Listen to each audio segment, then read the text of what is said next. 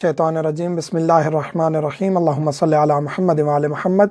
मोमिनीन कराम, हमने पिछली वीडियो में ज़िक्र किया कि नमाज में कमी या ज़्यादती हो जाती है भूल कर या जानबूझकर, तो उसका क्या हुक्म है। अब हम जिक्र करेंगे कि अगर शक हो जाता है, भूलना और चीज़ है, शक और चीज़ है। अगर शक हो जाता है तो उसकी क्या सूरतें हैं और उनका हल है या नहीं है। अगर शक हो जाता है नमाज पढ़ी है या नहीं पढ़ी, शक हो जाता है। अगर वक्त बाकी है, अगर वक्त बाकी है यानी ज़ोहरैन की नमाज में शक हुआ, ज़ोहर पढ़ी या नहीं पढ़ी, वक्त बाकी है, अभी मगरिब नहीं हुई, तो उस सूरत में आपने नमाज को अंजाम देना। वक्त बाकी है तो अंजाम देंगे। अगर वक्त ख़त्म हो चुका है, ज़ोहर में शक हुआ, पढ़ी है या नहीं पढ़ी, वक्त ख़त्म हो चुका है, मगरिब का टाइम है, इशा का टाइम है, शक है कि पढ़ी थी या नहीं पढ़ी, तो उस सूरत में कुछ भी नहीं है आप पर, यानी ये समझें कि आप अंजाम दे चुके हैं, यानी कुछ नहीं है आप पर, ये समझेंगे अंजाम दे चुके हैं। दूसरी सूरत में बाज़ दफ़ा शक होता है कि अभी वक्त बाकी है या नहीं। बाज़ दफ़ा यानी बादल, अंधेरा, कोई ऐसे असबाब, घड़ी नहीं होती, शक हो जाता है कि अभी नमाज का वक्त बाकी है या नहीं है, तो बाज़ लोग नमाज छोड़ देते हैं, नहीं वक्त ख़त्म हो चुका होगा, अंदाज़ा यही करते हैं। ऐसा नहीं है। जब शक हो कि वक्त बाकी है या नहीं है, तो उस सूरत पर बिना रखेंगे कि हाँ जी वक्त बाकी है और नमाज को अंजाम देंगे और अदा की नीयत से पढ़ेंगे।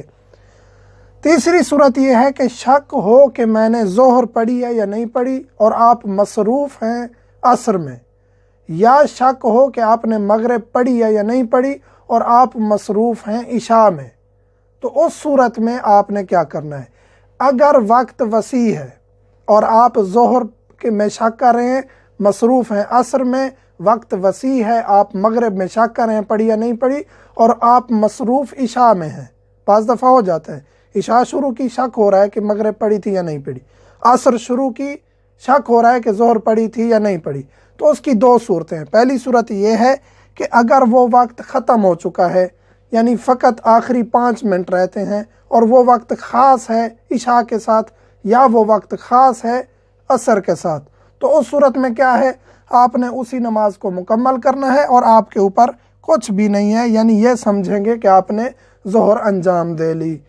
अगर वक्त बाकी है तो उस नमाज को जो आप पढ़ रहे हैं, यानी इशा है या असर है, उसको मुकम्मल करेंगे, फिर आप ज़ोहर पढ़ेंगे। ये अब यहाँ सवाल होता है कि हम पहले असर कैसे पढ़ लें।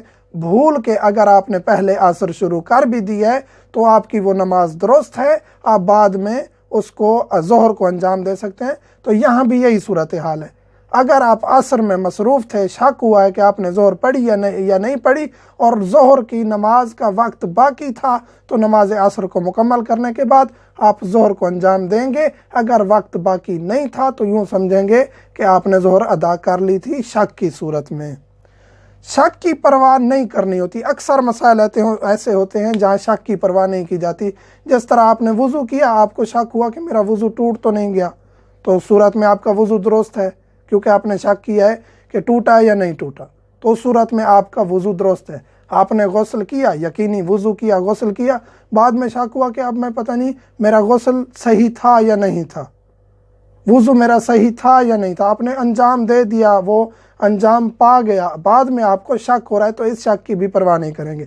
इसी तरह नमाज में आपने नमाज पढ़ ली, शक हुआ मेरी नमाज सही थी या नहीं थी, पता नहीं उसमें मैंने किसी चीज़ की कमी या ज़्यादती तो नहीं कर ली, तो इस सूरत में आप परवाह नहीं करेंगे। आपकी वो नमाज भी दुरुस्त है, आपका वो वज़ू भी दुरुस्त है और आपका वो गुस्ल भी, वो इबादत दुरुस्त है, आपने अंजाम दे ली। उसके बाद आप शक करें पता नहीं वो मैंने सही अंजाम दी थी या नहीं दी थी, इस सूरत में शक की परवाह नहीं करेंगे। मोमिनीन के जो भी सवालात हैं, व्हाट्सएप नंबर हर वीडियो में दिया जाता है। मोमिनीन से मुल्तमस हैं, जो ज़रूरी मसला हो टेक्स्ट करें या वॉइस मैसेज करें, हम हाज़िर खिदमत हैं। अल्हम्दुलिल्लाह रब्बिल आलमीन।